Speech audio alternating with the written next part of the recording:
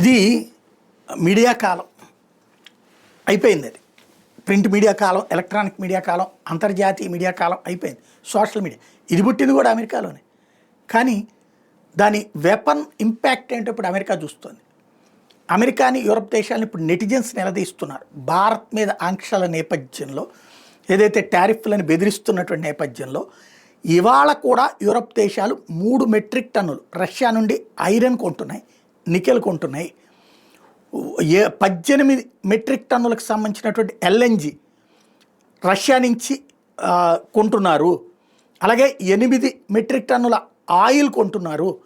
America itself 3.5 metric టన్నుల fertilisers Russia నుంచి కొంటోంది.